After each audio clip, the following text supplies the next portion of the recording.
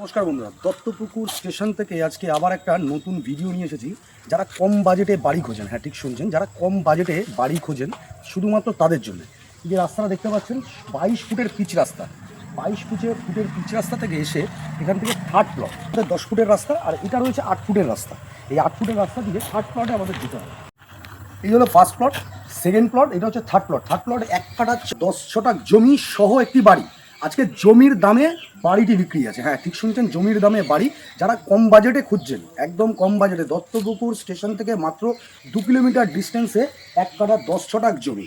এই পিলার থেকে আপনি ইলেকট্রিক পিলার পর্যন্ত স্টেশনেও জায়গা রয়েছে, যেখানে আপনি একটা ছোটোখাটো গাড়ি কিংবা কোনো আরেকটাও যদি মনে করেন যে এই পাশে আমি আরেকটা কনস্ট্রাকশন করবো, একটা বাড়ি করবো, কি একটা গ্যারেজ করবো, কি একটা মুদিখানা দোকান করবো, আরামসে আপনারা করতে পারেন। একটা ঘর, বাথরুম এবং কিচেন সহ এই বাড়িটা। দামটা অবশ্যই বলবো।